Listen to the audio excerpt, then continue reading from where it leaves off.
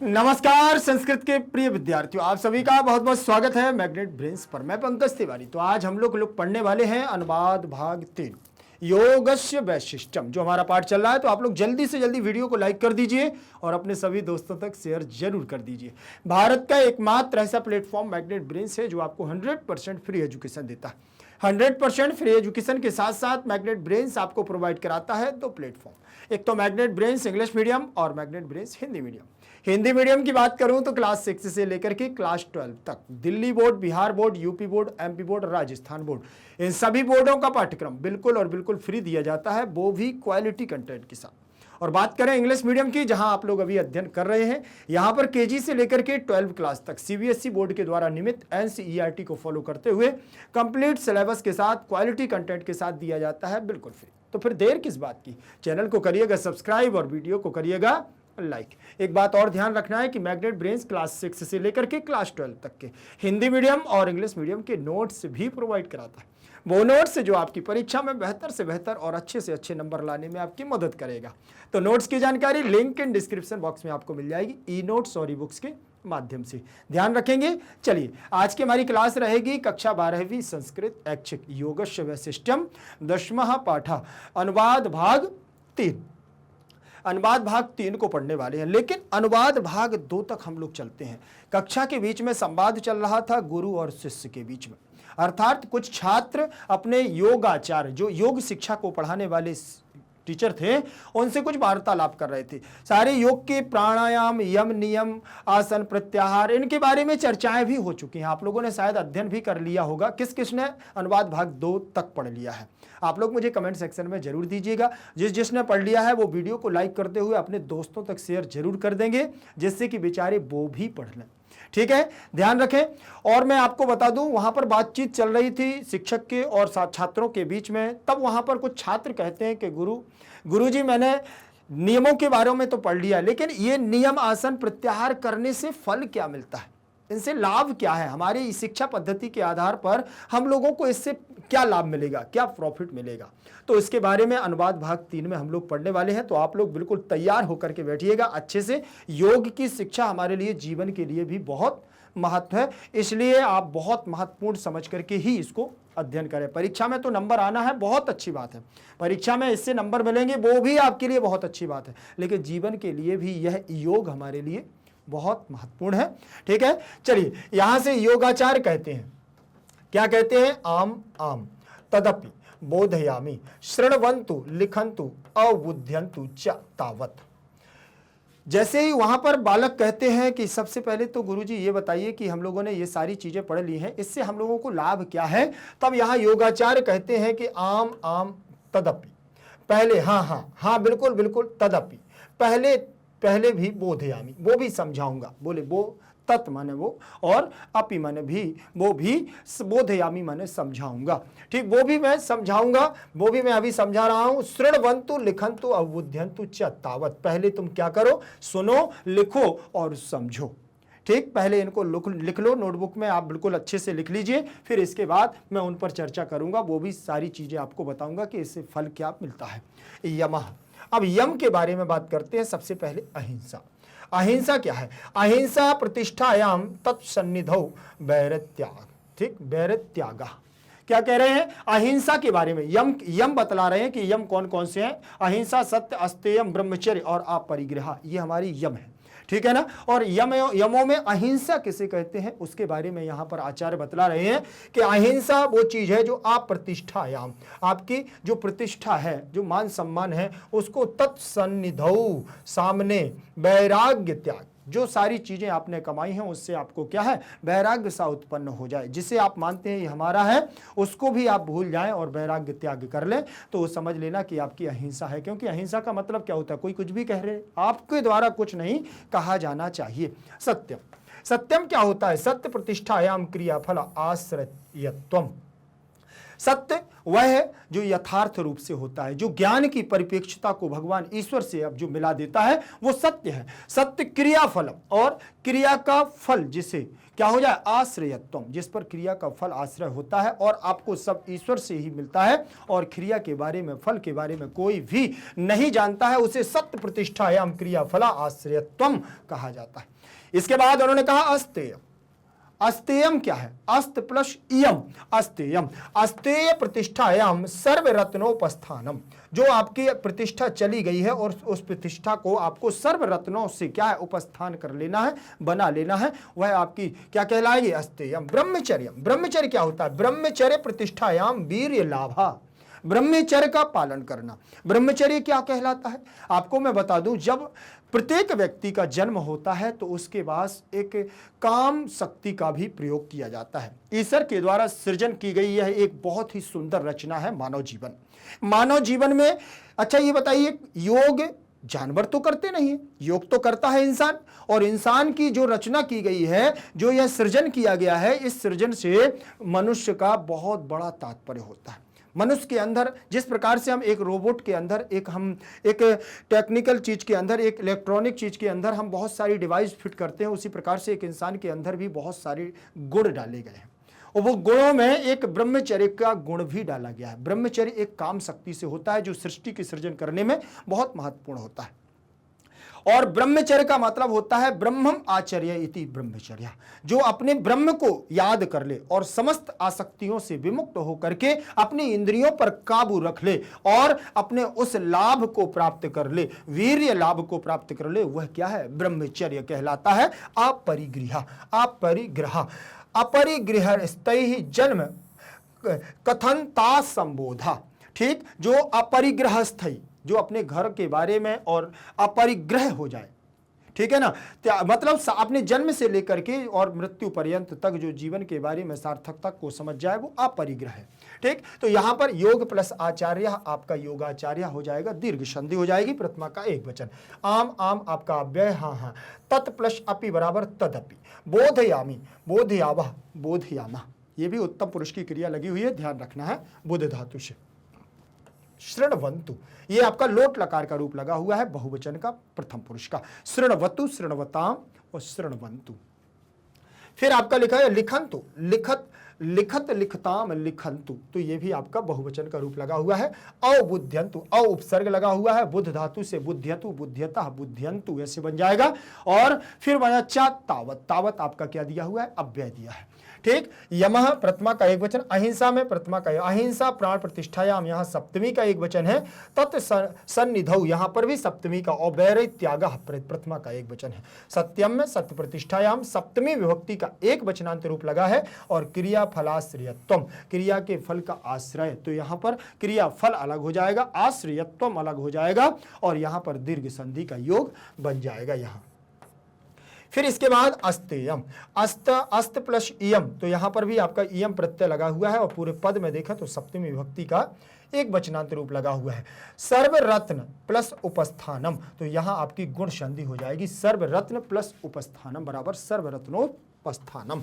ब्रह्मचर्य, ब्रह्मचर्य प्रतिष्ठायाम, यहाँ सप्तमी का एक वचन, और वीर्य लाभा में आपका क्या लगा हुआ है, प्रथमा का एक वचन। अपरिग्रह में भी प्रथमा का एक वचन है, और अपरिग्रहस्थैः, तो यहाँ आपका तृतीया विभक्ति का क्या लग जाएगा, एक वचन लग जाए, बहुवचन लग जाएगा। और यहां पर अगर पूरे पद की बात करें तो सप्तमी विभक्ति का एक वचन, जन्म कथनता संबोधा, ठीक, यहां प्रथमा का एक वचन रूप लग गया है। ठीक है, ध्यान पूर्वक देखते चलें। अब बलराम क्या कहता है, ठीक, यहां आचार्य जी ने यम के बारे में बताया कि इनसे क्या क्या हम लोगों को लाभ प्राप्त होता है, उसके बारे में। यम में उन्होंने अहिंसा के बारे में भी बताया, उनमें आपने ब्रह्मचर्य के बारे में बतलाया, परिग्रह के बारे में भी बतलाया, ठीक, ये सारी चीजें। तब बलराम क्या कहता है, अतीव ज्ञान वर्धिका एषः कक्षा पुस्तकालयम गत्वापि एतावत् ज्ञानम प्राप्तुम शक्यम आसीत्, ठीक, अशक्यम आसीत् यादृशम अद्य अश्याम कक्षायाम प्राप्तम।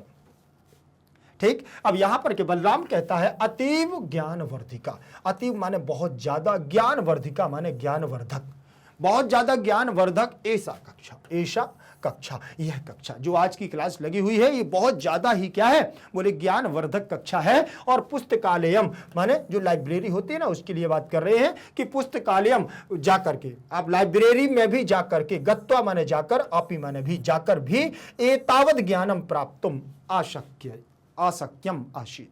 ठीक, वो कह रहा है अगर इस प्रकार पुस्तकालय में भी जाते, लाइब्रेरी में भी जाकर के इस प्रकार का एतावत, इस प्रकार का ज्ञानम माने ज्ञान को, प्राप्तुम माने प्राप्त करने के लिए, अशक्यम आसीत, हम क्या थे, असमर्थ थे, यहां हम नहीं मिल सकता था, लाइब्रेरी में भी जाकर के इस प्रकार का ज्ञान नहीं मिल सकता था। यादृशम, इस प्रकार, अद्य माने आज, अस्याम माने इस, कक्षायाम माने कक्षा में, प्राप्तम माने प्राप्त हुआ, जो इस प्रकार से आज हमें इस कक्षा में प्राप्त हुआ, ऐसा हमको लाइब्रेरी में भी जाकर के प्राप्त नहीं हो सकता था। अब नियम, यम के बारे में तो उन्होंने बताया, अब नियम के बारे में भी बता रहे हैं आचार्य। नियम आपके कौन कौन से होते हैं, 5 नियम होते हैं, उन्होंने बतलाए थे। ठीक, तो देखिए सबसे पहले शौचम दिया हुआ है जिसमें लिखा है शौचत्व। ठीक, शौचात स्व अंग जुगुप्सा परैर संसर्गः सत्व शुद्धि सौमनस्य एकाः इंद्रिय जयात्म दर्शन योगत्वानि च।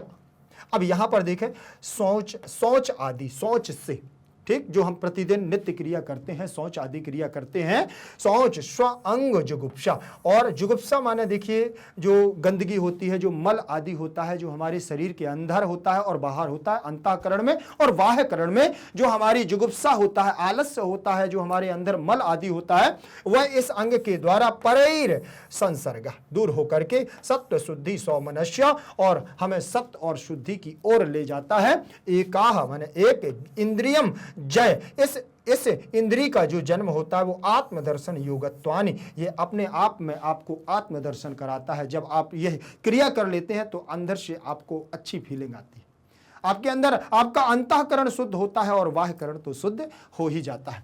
फिर संतोषा दिया हुआ है, लिखा है संतोषात अनुत्तम सुखम लाभम। ठीक, संतोष क्या है, आत्म अनुत्तम, जो आपको आत्म सुख मिल जाता है वो संतोष है, संतुष्टि को ही संतोष कहा जाता है, और जो सुख मिलता है वही लाभ आपको इससे मिलता है। आपके अंदर संतुष्टि का भाव आ गया, आपके अंदर संतोष करने का भाव आ गया, आपको जो मिल गया आपने उतने में ही अपने आप को पूर्ण मान लिया है, तो समझ लेना उससे बड़ा सुख नहीं है। नहीं तो मनुष्य की लालसा तो बहुत बड़ी है, लोभ ही लालसा है, आपकी इच्छाएं बढ़ती रहेंगी, आपको सुख नहीं मिलेगा। इसीलिए संतोष, आपको नियम के आधार पर संतुष्टि रखिए, आपको सुख मिलेगा। तपस्या क्या है, तप क्या है, देखिए कर्म इंद्रिय सिद्धि अशुद्धि क्षयात् तपः। कर्म इंद्रियों को, कार्य की, आपकी जो कार्य की इंद्रियां हैं, उन कार्यों में जो इंद्रियां लगती हैं, उन इंद्रियों के आधार पर जो आप शुद्धि और अशुद्धि को प्राप्त कर लेते हैं, वही तप है। अशुद्धियों का त्याग करके क्षय, देखें अशुद्धि क्षयात् तपः, अशुद्धियों का क्षरण हो जाता है, वही तप है। आपके अंदर की बुराइयां नष्ट हो जाएं तो तप है। जिस दिन आपने तप करना चालू कर दिया और आपको सत्य का मार्ग दिखने लगा तो समझ लेना कि आपको क्या है, सही मार्ग दिखने लगा तो समझ लेना कि वो आपका तप है। जैसे आप लोग पढ़ते हैं, पढ़ने के बाद आपने दिन और रात मेहनत की, वो भी एक तपस्या ही है। जब उसका परिणाम आपको अच्छा मिलने लगता है तो आप फिर उसका समय का सदुपयोग करने लगते हैं और उसका परिणाम भी आपको आगे चल करके फलीभूत होने लगता है। ठीक, फिर इसके बाद स्वाध्याय क्या है, उन्होंने कहा स्वाध्याय आदिष्ट देवता संप्रयोग। स्वाध्याय होता है जो अपने आप का योग होता है, आपका पुस्तकीय ज्ञान नहीं है। स्वाध्याय अपने आप को पढ़ना, अपने आप की रीडिंग करना, अपने आप को पढ़ करके आपको आत्मसात करना, ज्ञान की ओर ले जाना, व्यवहारिक ज्ञान का परिचय कराना। और संप्रयोग, देवता संप्रयोग, और इसके आदिष्ट देवताओं पर क्या कर देना, उसका प्रयोग करना, वो आपका स्वाध्याय कहलाता है। विषय से हट करके आप सब्जेक्ट पढ़ते हैं वो एक अलग बात है। योग का मतलब होता है आप अंतःकरण के द्वारा क्या करते हैं, स्वाध्याय करते हैं, दूसरी चीजों को पढ़ते हैं और अन्यत्र विषयों का अध्ययन करते हैं, वो स्वाध्याय कहलाता है। ठीक, बलरामा में प्रथमा का एक वचन रूप लगा हुआ है, अतीव, अति प्लस एव बराबर अतीव, तो यहां पर अतीव हो गया, दीर्घ संधि भी है। और ज्ञानवर्धिका में आपका प्रथमा का एक वचन, ईशा में आपका प्रथमा का एक वचन, कक्षा में भी प्रथमा का एक वचन, पुस्तकालयम में द्वितीय, और गत्वा प्लस अपि, तो गत्वा में गम धातु है, कित्वा प्रत्यय लग करके अपि आपका जुड़ गया है, गत्वापि पूर्व रूप में होकर के। एतावत ज्ञानम में द्वितीय प्राप्तुम में प्रा उपसर्ग पूर्वक आप धातु से तुमुन प्रत्यय लग करके प्राप्तुम अशक्यम आशीत, अशक्यम आशीत यादृशम आपका अव्यय है, अद्य अव्यय है, अश्याम में षष्ठी सप्तमी विभक्ति, कक्षायाम में सप्तमी विभक्ति, प्राप्तम प्रा उपसर्ग पूर्वक आप धातु से कित प्रत्यय लग करके प्राप्तम बनता है प्राप्तः। शौचम में शौचात पंचमी का एक वचन, स्व अंगम, स्व अंग माने यहाँ दीर्घ संधि हो जाएगी जुगुप्सा, परैः असंसर्गः, तो यहाँ पर भी आपकी क्या हो जाएगी परैर संसर्गः, तो विसर्ग संधि सत्व शुद्धि सौमनस्य षष्ठी का एक वचन एकाः, गेंद्रिय गेंद्रिय जयात्म, तो यहाँ दीर्घ संधि हो जाएगी दर्शनयो दर्शन योगत्वानि, तो बहुवचनांत पद लग गया है यहाँ तक। क्या मतलब और संतोषः संतोषात, यहां पर आप देख रहे हैं यहां पंचमी का एक वचन हो गया है, और अनुत्तम सुख लाभम, जो अनुत्तम सुख लाभ प्राप्त करा दे वो संतोष है, प्रथमा का एक वचन। तपः कार्य इंद्रिय सिद्धि, कार्य में जो आपको इंद्रिय दे दे, कार्य में जो आपको क्या कर दे इंद्रिय, आपकी इंद्रियों को सिद्ध कर दे कार्य करके, तो यहां पर कार्य प्लस इंद्रिय बराबर कार्य इंद्रिय, तो यहां आपकी गुण संधि भी हो गई, प्रथमा का एक वचन है। अशुद्धि क्षयत तपः, क्षयात तपः, तो अतपः वही तप है, तो प्रथमा का एक वचन। स्व प्लस अध्याय बराबर स्वाध्याय, तो दीर्घ संधि हो जाएगी स्वाध्यायात, तो यहां पर और इष्ट देवता, स्वाध्यायात अपने स्वाध्याय से इष्ट देवता की प्राप्ति कर लेना स्वाध्याय है, तो यहां पंचमी का एक वचन भी है, और इष्ट देवता संप्रयोगः, इष्ट देवता के समान उसका प्रयोग करना। ईश्वर प्रणिधानम, ईश्वर की आराधना करना, ईश्वर प्रणिधानम प्रेयर करना। समाधि सिद्धि ईश्वर प्रणिधानात तदैव घंटा वादनम भवति, समाधि सिद्धिर ईश्वरी, ठीक, तो समाधि सिद्धि और प्लस ईश्वर, तो यहां हो जाएगा विसर्ग संधि, ईश्वर प्रणिधानात, यहां पंचमी का एक वचन और यहां तृतीय विभक्ति का वो प्रथमा विभक्ति का एक वचन रूप लगा। समाधि सिद्धि और ईश्वर प्रणिधानात, तो यहां पर आप देखें जो विसर्ग संधि हो गई है यहां, तो यहां आपका रा आ गया है, समाधि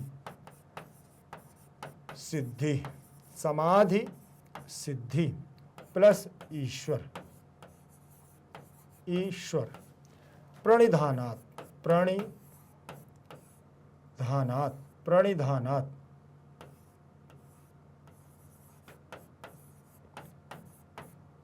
ठीक, तो यहां विसर्ग के स्थान पर रा कर दोगे, पहले विसर्ग के स्थान पर क्या होगा रा हो जाएगा और ईश्वर का ई जुड़ जाएगा, तो यहां बन जाएगा आपका क्या समाधि सिद्धिरीश्वर, तो यहां से ई हट जाएगा, ये आपका इसमें क्या हो जाएगा मिल जाएगा,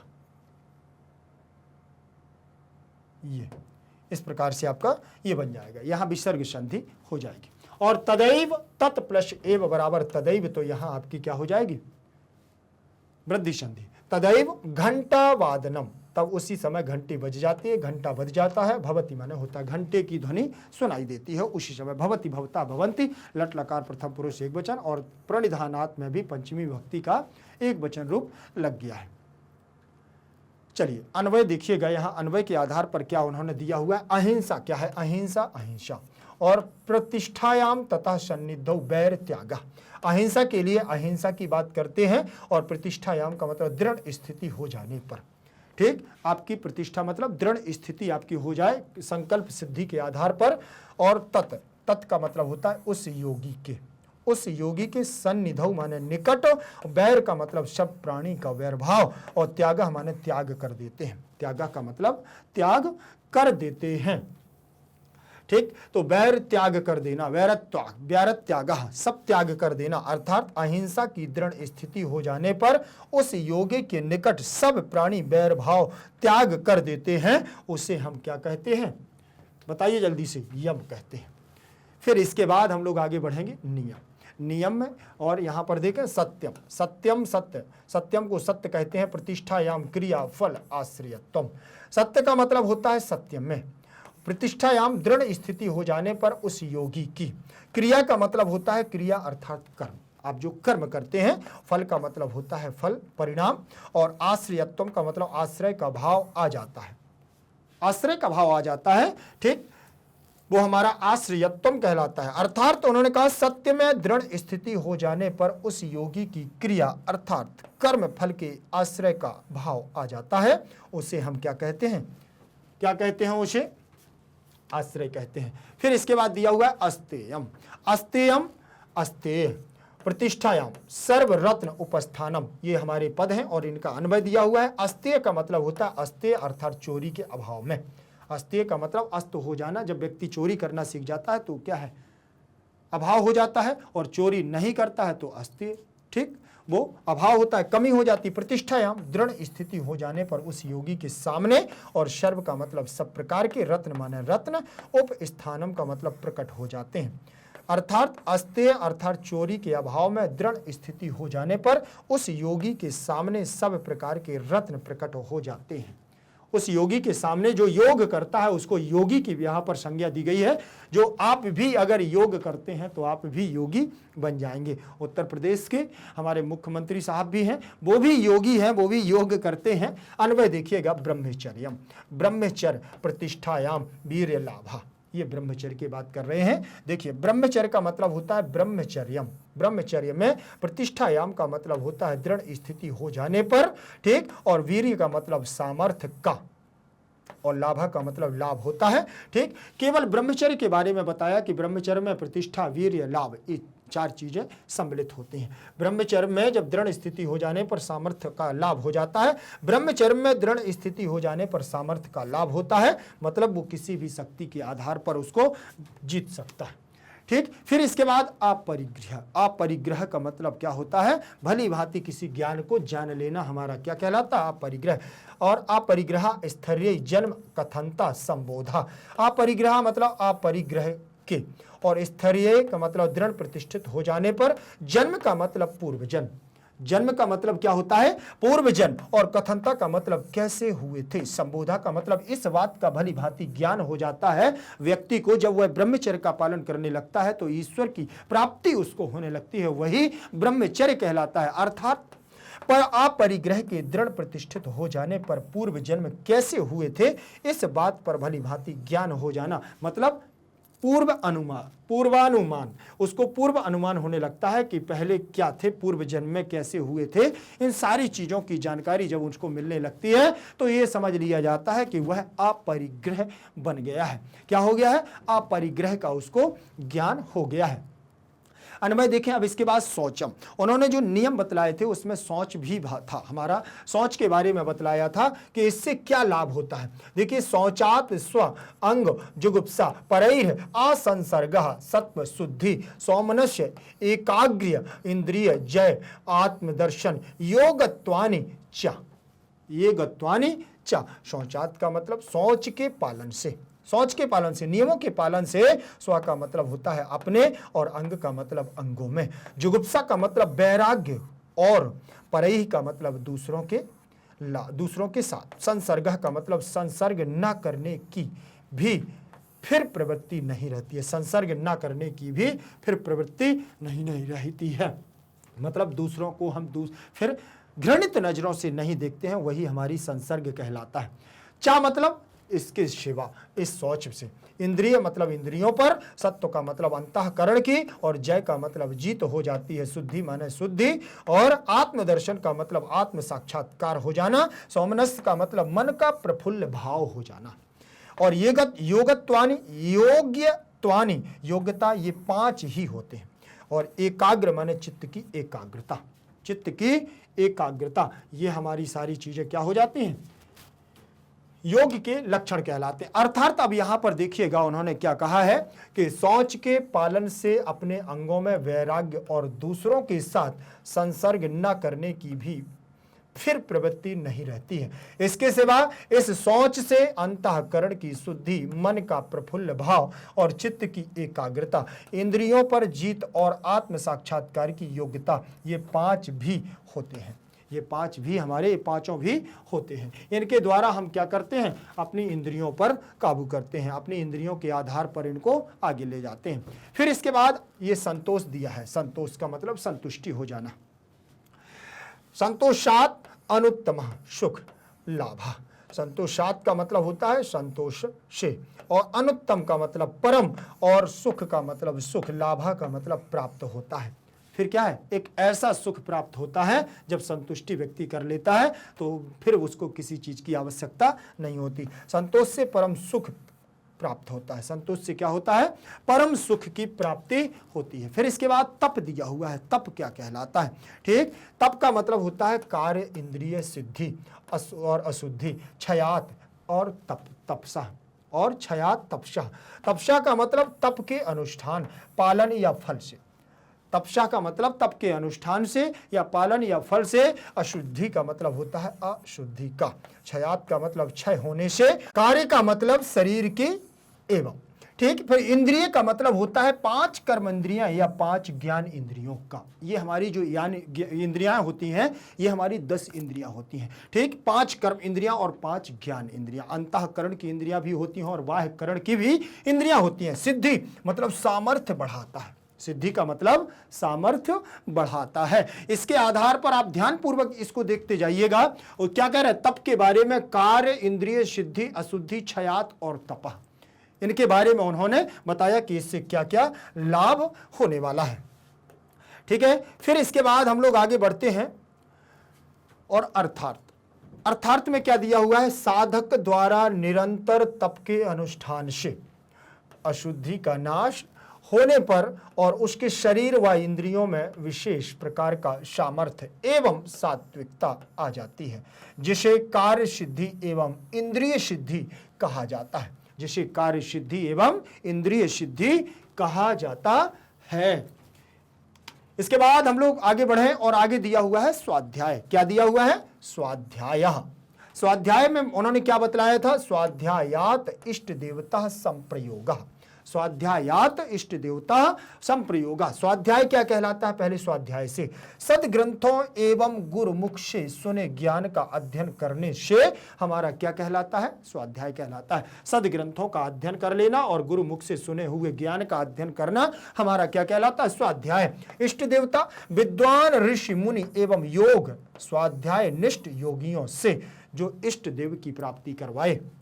संप्रयोग उनका साक्षात दर्शन एवं उनकी अनुकंपा प्राप्त हो जाती है, वही संप्रयोग होता है या साक्षात्कार हो जाता है ईश्वर से, तो वह हमारा क्या कहलाता है, स्वाध्याय। अर्थात सदग्रंथों एवं गुरुमुख से सुने ज्ञान का अध्ययन करने से विद्वान ऋषि मुनि एवं योग एवं स्वाध्याय निष्ठ योगियों से उनका साक्षात्कार दर्शन एवं उनकी अनुकंपा प्राप्त हो जाती है। इनसे ये लाभ होते हैं। जो छात्र पूछ रहे हैं आचार्य से कि इनसे लाभ क्या होता है, तो आचार्य के द्वारा ये बतलाए गए हैं कि इनसे ये लाभ होता है। फिर इसके बाद ईश्वर प्रणिधानम। प्रणिधानम, ईश्वर प्रणिधानम का मतलब होता है ईश्वर की प्राप्ति। साक्षात्कार होने के बाद ईश्वर की वो करना, प्राप्ति करना। समाधि सिद्धि, समाधि सिद्धि ईश्वर प्रणिधानात। ये तीन शब्द यहां पर दिए हुए हैं, तो देखिएगा इसमें क्या लिखा है, स्वर प्रणिधानात ईश्वर प्रणिधान से। फिर इसके बाद समाधि सिद्धि, समाधि की प्राप्ति हो जाती है। समाधि का मतलब होता है समस्त क्रियाओं को भूल करके हमारे आजू बाजू में हमारे आसपास क्या चल रहा है हमें पता नहीं है, लेकिन जब हम एक ही आसन में सिद्ध हो जाते हैं और समस्त क्रियाओं को भूल जाते हैं, वह सिद्धि है। केवल एक ही चीज की आराधना करना सिद्धि, समाधि कहलाती है। अर्थात ईश्वर की भक्ति विशेष करने एवं फल की इच्छा किए बिना शुभ अशुभ सब प्रकार के कर्मों को ईश्वर में समर्पित करने से शीघ्र ही समाधि की प्राप्ति होती है। जब हम ये देख लेते हैं कि हमारा ये शरीर नश्वर हो गया है और नश्वर ही है जीवन में, ये हमारा जो शरीर है ये क्या है, ये नश्वर है, ये नष्ट होना ही है। और योग शिक्षक, अब इसके बाद सरल भावार्थ में देख लीजिए। हाँ, मैं वह भी समझाऊंगा, अब तक सुने लिखें और समझें। यम अहिंसा, अहिंसा की स्थापना में उसकी उपस्थिति में बैर का त्याग हो जाता है और सत्य की स्थापना में कर्म के फल पर निर्भरता प्राप्त हो जाती है। और गुप्तत्व मतलब गुप्त तत्व की स्थापना में सभी रत्नों की उपस्थिति हो जाती है। ब्रह्मचर्य, ब्रह्मचर्य की स्थापना में शक्ति प्राप्त कर लेते हैं। शक्ति को प्राप्त, ब्रह्मचर्य का पालन करें और अपने अंदर की ऊर्जा को क्या करें, संजो करके रखें, जिससे आत्मशक्ति होती है। अपरिग्रह स्थिरता में जन्म की कथा का संदर्भ है। और बलराम, यह बहुत ज्ञानवर्धक कक्षा है। बलराम कहता है यह बहुत ज्ञानवर्धक कक्षा है, पुस्तकालय में जाकर इतना ज्ञान प्राप्त करना असंभव था जितना मैंने आज इस कक्षा में प्राप्त किया है। नियम के बारे में बताया तो पवित्रता आत्म तिरस्कार और दूसरों के साथ गैर संपर्क से इंद्रियों पर विजय पाने और स्वयं को देखने के लिए सत्य की एकाग्रता, पवित्रता और सौम्यता की योग्यता हमारी पवित्रता कहलाती है। संतोष का मतलब क्या होता है? संतोष से परम सुख की प्राप्ति होती है। ठीक, संतोष से क्या होता है? परम सुख की प्राप्ति हो जाती है। और तप, अपवित्रता के नाश से कर्म इंद्रियों की पूर्णता ही तप है। स्वाध्याय अध्ययन के लिए इच्छित देवता का उपयोग और ईश्वर ध्यान की पूर्णता ईश्वर ध्यान से होती है। तभी घंटी बजती है, तभी क्या हो जाती है? बेल बज जाती है और लेक्चर जो 45-40 मिनट का होता है वह समाप्त हो जाता है। इसके बाद ध्यान पूर्वक आप देखिएगा क्या दिया गया है? सर्वे छात्रा। फिर सभी छात्र क्या कहते हैं? आचार्य कृपया आसन प्राणायाम इति आदिकम स्पष्टीकृत एव कक्षाम समापयितुम अर्धे मा त्यजतु।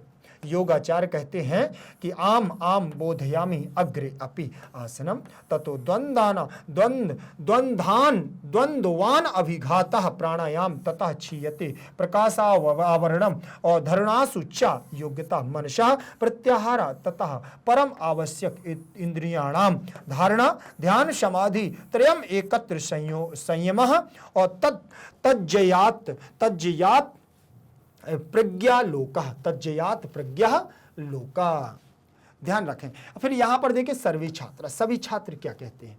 सभी छात्र कहते हैं आचार्य, संबोधन करते हैं आचार्य को कि हे आचार्य कृपया आसन प्राणायाम, कृपया करके आसन और प्राणायाम इति इन आदियों को भी क्या करो? स्पष्टीकरण करके बतला दीजिए। एवं स्पष्टीकरण करिए। कक्षाम माने कक्षा में, कक्षा को समापयितुम समाप्त मत करिए। अर्धे मां त्यजतु आधे में मत छोड़िए, पूरी कक्षा को कर दीजिए प्लीज। ठीक, ये हमारा क्या है? संबोधन के साथ आचार्य भो आचार्य कक्षा को अर्धे मां त्यजतु आधे में मत छोड़िए या त्यागिए। योगाचार्य कहते हैं आम बोधयामी अग्रे अपि, बिल्कुल हाँ मैं बताऊंगा समझाऊंगा भी, अग्रे अपि आगे। ठीक, आसन के बारे में ततो द्वंद्वा अभिघाता। देखिए जब आसन का मतलब होता है जब हम द्वंद्व कर लेते हैं और अनभिघात, ठीक, किसी प्रकार का हमारा क्या है? अभिघात नहीं रह जाता है और आसन को हम जीत लेते हैं, वह हमारा आसन कहलाता है। प्राणायाम ततः क्षीयते, तब क्षय होता है प्रकाश आवरणम और धारणासु च योग्यता मनसा। जब हमारे प्राणायाम के द्वारा हम प्रकाश को क्या कर लेते हैं? और आवरण बना लेते हैं और अपने अंदर क्या है? धारणा ऐसी बन जाती है, योग्यता, अपना मन प्रसन्न होने लगता है, वो प्राणायाम है। प्रत्याहार ततः परम आवश्यक इंद्रियाणाम, प्रत्याहार का मतलब होता है जो अपनी परम उत्तम और श्रेष्ठ इंद्रियों पर क्या है? आवश्यक रूप से मान लिया जाए। धारणा आपके मन के अंदर की धारणा जैसी हो जाती है। ध्यान समाधि त्रयम एकम, ठीक, ध्यान समाधि त्रयम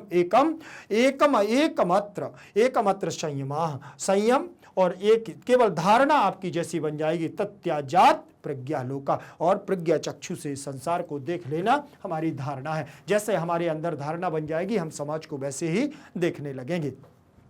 देखिए सर्वे छात्रा, यहां बहुवचनांत पद लगा हुआ है। सर्वे छात्रा, आचार्य में संबोधन लगा है कृपया आसन प्राणायाम इति, तो यहां पर आपका क्या हो जाएगा? प्राणायाम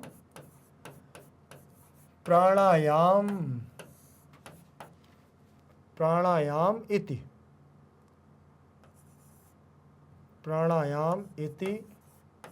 आदिकम।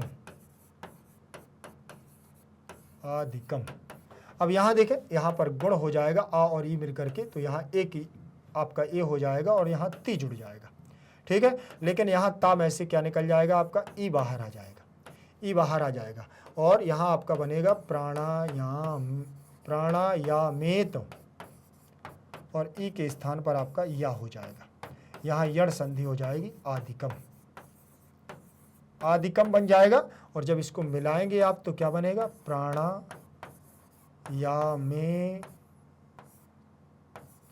प्राणायामेत्य आदिकम। आदिकम। ठीक, प्राणायामेत्य आदिकम। ठीक, यहां आपकी यण संधि भी हो गई है और गुण संधि भी हो गई है, दोनों पद में इसमें हो गया। फिर इसके बाद देखिए अर्धे, और कक्षाम में द्वितीय विभक्ति लगी हुई, समापयत, तो यहाँ लोट लकार लग गया है, और अर्धे में सप्तमी का एक वचन है, माँ मतलब नहीं, मत, त्यजतु त्यजता, त्यागो या छोड़ो, तो ये भी आपका लोट लकार का रूप लगा हुआ है। योगाचार, योग प्लस आचार्य, योगाचार्य, आम आम बोधयामी, उत्तम पुरुष की क्रिया लगे, अग्रे में सप्तमी, अपि माने भी, आसनम। ततो, तथा हो जाएगा, यहाँ विसर्ग संधि हो जाएगी, द्वंद अलग हो जाएगा, अन अभिघात अलग हो जाएगा, अनाभिघाता, द्वंदान अभिघाता, प्राणायाम, तथा क्षीयते, क्षीयते, क्षरण, क्षी धातु है, क्षय करने के अर्थ में, क्षरण होने के अर्थ में, तो ये कर्मवाची की क्रिया लगी हुई है, आत्मनेपद की, प्रकाश आवरणम, प्रकाश का आवरण हो जाता है, तो आवरणम, यहाँ दीर्घ संधि लग गई है, प्रकाश प्लस आवरणम, प्रकाशावरणम। धरणासु, तो यहाँ पर आपका धरणासु में सप्तमी विभक्ति का बहुवचन है, चा माने और, योग्यता मनसा, योग्यता मनसा, तो यहाँ षष्ठी विभक्ति का एक वचन रूप लगा है। प्रत्याहार, प्रति प्लस आहार बराबर प्रत्याहार, तो यहाँ आपकी यण संधि हो जाएगी, ततः परम आवश्यक इंद्रियाणाम, तो परम अलग हो जाएगा, आवश्यक अलग हो जाएगा, जुड़ जाएगा, और आवश्यक इंद्रियाणाम, इंद्रिय अलग हो जाएगा, तो आवश्यतेंद्रियाणाम बन जाएगा। ठीक, तो गुण संधि हो जाएगी और पूरा पद होगा तो षष्ठी व्यक्ति का बहुवचनांत पद लग जाएगा। धारणा, ध्यान, समाधि, त्रयम एकत्र, त्रयम अलग हो जाएगा, एकत्र अलग हो जाएगा, संयम, तत्याज, त्याजात, प्रज्ञा, लोका में प्रथमा विभक्ति का एक वचनांत रूप हो जाएगा। योगाचार कहते हैं, क्या कहते हैं, शोभनम, बहुत अच्छे, श्वः प्रायोगिकम व्यवहारम करिष्यामः, एन भवन्तः यम नियम इत्यादि नाम प्रत्यक्षम अनुभवम विधास्यन्ति। तब यहाँ पर योगाचार क्या कहते हैं, जैसे ही बच्चे कहते हैं कि बीच में क्लास को मत छोड़िए, वो कहते हैं आगे बताऊंगा, बिल्कुल, तो शोभनम बहुत अच्छी बात है, श्व माने कल, प्रायोगिकम व्यवहारम, कल प्रयोग करेंगे जो वो हम प्रायोगिक करेंगे, प्रयोग करेंगे, और व्यवहार प्रायोगिक व्यवहार करेंगे, मतलब आपसे पूछेंगे, करिष्यामः करेंगे, एन भवन्ता, और आप लोगों के द्वारा, भवन्ता यम नियम इत्यादि नाम, यम नियम के बारे में प्रत्यक्ष अनुभव विधास्यामि, प्रत्यक्ष अनुभव जानेंगे। ठीक है, फिर इसके बाद एवं कथित्वा कक्षातः प्रस्थानम करोति आचार्य, एवं माने इस प्रकार से, कथित्वा माने कह करके, कक्षातः माने कक्षा से, प्रस्थानम माने प्रस्थान, करोति माने करते हैं, कौन, आचार्य, छात्राः अपि हृष्ट मनसाः परस्परम योग चर्चा कुर्वाणाः सन्ति, और सभी क्या है, सभी छात्र भी क्या करते हैं, हृष्ट मन से, प्रसन्न मन से, परस्परम माने आपस में, योग चर्चा कुर्वाणाः माने करने लगते हैं। ठीक, संति माने है तो करने लगते हैं, ध्यान रखना, और पूर्ण मन के साथ करते हैं, इसीलिए शोभनम, श्वा में कल हो गया, प्रायोगिकम, तो प्रायोगिकम, प्रायोगिक शब्द है, तो एक प्रत्यय यहाँ पर ढक प्रत्यय लग जाने से यहाँ प्रयोग शब्द में प्रायोगिक बन गया है, दीर्घ हो गया है। यहाँ व्यवहारम में द्वितीय विभक्ति, करिष्यामः आपका लगा हुआ है, आमी करिष्यामी, करिष्यावः करिष्यामः, तो ये आपका उत्तम पुरुष का बहुवचन का रूप लगा हुआ है, यत के रूप लगा हुआ है, तृतीया का एक वचन, यहाँ पर भी आपका भवन्तः लगा हुआ है, बहुवचनांत रूप है, लट लगा, यम नियम अलग हो जाएगा, इत्यादि नाम तो अलग हो जाएगा, तो यहाँ यण संधि भी है, गुण संधि भी है, और षष्ठी विभक्ति का बहुवचनांत पद भी है पूरे में। प्रत्यक्ष अनुभवम में द्वितीय विधास्यन्ति, तो ये भी आपका विधास्यति, विधास्यतः, विधास्यन्ति, तो प्रथम पुरुष का क्या लगा है, बहुवचन का रूप लगा हुआ है। कथित्वा में कथ धातु से यहाँ पर कित्वा प्रत्यय लग करके कथित्वा, कक्षातः में बहुवचन रूप है, प्रस्थानम में द्वितीय, करोति कुर्ता कुर्वन्ति, ये भी हमारा लटलकार प्रथम पुरुष से एक वचन का रूप है, आचार्य में प्रथमा, और छात्रा में भी प्रथमा, छात्रः, छात्रौ, छात्राः तो बहुवचनांत पद है, अपि माने भी, हृष्ट मनसा में तृतीया, और परस्परम माने आपस में, योग चर्चा कुर्बाणा, यहाँ कुर्बान प्रत्यय, यहाँ पर शानच प्रत्यय लग गया है। ठीक, तो कुर्बान, शानच में आन बचेगा, आन को वान हो जाएगा, और यहाँ कुर्बाणा बन जाएगा, और अस्ति स्तः सन्ति बहुवचन का रूप हो जाएगा। इसके बाद अन्वय को देखिएगा ध्यान पूर्वक से, अन्वय में क्या कहा गया है, आसन, आसन के बारे में, ततः द्वंद्वः अनभिघातः, ततः द्वंद्वः अनभिघातः, आसन के बारे में, ततः द्वंद्वः अनभिघातः, तत् क्या कहलाता है, आसन की सिद्धि हो जाने पर, ततः का मतलब आसन की सिद्धि हो जाने पर आसन बनता है, और द्वंद्व का मतलब सर्दी, गर्मी, भूख, प्यास, लाभ, हानि आदि में द्वंद्व होता है, मतलब कि जब आप आसन पर बैठ जाते हैं तो सर्दी हो या गर्मी हो, सब एक दूसरे से क्या झगड़ते हैं कि मैं सर्दी लगूंगी और मैं गर्मी पे उसको लगने देंगे, तो एक दूसरे में द्वंद्व होता है। द्वंद्व का मतलब युद्ध होना, लाभ हानि आदि सारी चीजें, शरीर का क्षरण भी होता है और वो लाभ कहता है कि योग कर रहा है तो उसको लाभ देना है, स्वस्थ उसका शरीर रहेगा, लेकिन हानि कहती है कि नहीं, हानि करना है। कम से कम अथवा पूर्ण रूप से नहीं सताते, अनभिघात, कम से कम अथवा पूर्ण रूप से नहीं सताते, वही क्या है, आसन है। अर्थात आसन के सिद्ध हो जाने पर साधक को सर्दी, गर्मी, भूख, प्यास, लाभ, हानि आदि द्वंद्व, आघात अर्थात कष्ट उत्पन्न नहीं करते हैं। जब आसन आपका सिद्ध हो जाता है तो उस आसन पर बैठ कर के आप कुछ भी बोलिए वो सत्य होता है, जो कुछ करेंगे वो आपका सिद्ध होता है। अन्वय देखिए, अन्वय में क्या दिया हुआ है यहाँ पर, प्राणायाम। प्राणायाम के बारे में उन्होंने ततः क्षीयते प्रकाशा आवरणम धरणाशुचा मनसा योग्यता।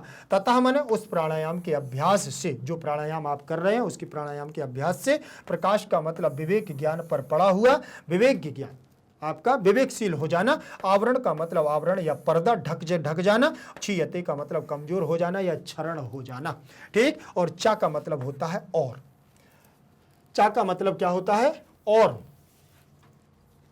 फिर इसके बाद मनशा मतलब मन को, मनशा का मतलब मन को, और धारणा, धारणासु माने कहीं भी एकाग्र करने की, आपकी धारणा जैसी बन जाए। योग्यता का मतलब काबिलियत या सामर्थ्य बढ़ जाता है, काबिलियत या सामर्थ्य बढ़ जाता है, उसे हम क्या कहते हैं, योग्यता। अर्थात प्राणायाम के अनुष्ठान से विवेक ज्ञान के ऊपर पड़े अज्ञान की परत कमजोर होने लगती है। प्राणायाम करने से, अनुष्ठान करने से आपके अंदर विवेक ज्ञान के ऊपर जो अज्ञान रूपी अंधकार पर्दे के रूप में पड़ जाता है, परत पड़ जाती है, वो कमजोर होने लगती है। और प्राणायाम के करने से मन को कहीं पर भी एकाग्र करने या लगाने का सामर्थ्य भी बढ़ जाता है। जब आप योग प्राणायाम करने लगते हैं तो आपका मन भी क्या होने लगता है, एकाग्र चित्त होने लगता है। फिर इसके बाद प्रत्याहार की बात करते हैं। ततः परमः वश्यतः इंद्रियाणाम। तथा का मतलब उसके बाद अर्थात प्रत्याहार की सिद्धि होने पर, प्रत्याहार की सिद्धि होने पर। परमा का मतलब होता है परम अर्थात सबसे ऊंचा, परम अर्थात सबसे ऊंचा। और वश्यता का मतलब वशीकरण अर्थात नियंत्रण करना, अर्थात नियंत्रण करना। इंद्रिया नाम का मतलब इंद्रियों पर आता है, इंद्रियों पर आता है। फिर इसके बाद दिया हुआ है अर्थात उस प्रत्याहार के सिद्ध होने से योगी साधक का इंद्रियों पर पूरी तरह से नियंत्रण हो जाता है। जब वह प्रत्याहार को सिद्ध कर लेता है तो योगी साधक का इंद्रियों पर भी पूरी तरह से नियंत्रण हो जाता है। अपनी इंद्रियों को जहां पर वो लगाना चाहे वहां उसको लाभ मिलने लगता है। इसके बाद धारणा क्या है, आपकी मनोभावनी, आपकी जो अनुभूति धारणा है वो है धारणा, ध्यान, समाधि, त्रयम एकत्र संयमः ततः जयात प्रज्ञालोका। त्रयम का मतलब तीनों, धारणा, ध्यान और समाधि का। एकत्र का मतलब एक ही विषय में सम्मिलित रूप से लगे रहने की स्थिति, एक ही विषय में बार बार उसी चीज को रटना। जैसे बात करें हम वाल्मीकि ऋषि की, उन्होंने भी एक ही चीज को रटा और एक समय क्या हो गए, वो त्रिकालदर्शी हो गए कि कौन सा, उल्टा नाम जपते जगे जाना वाल्मीकि भयो ब्रह्म समाना।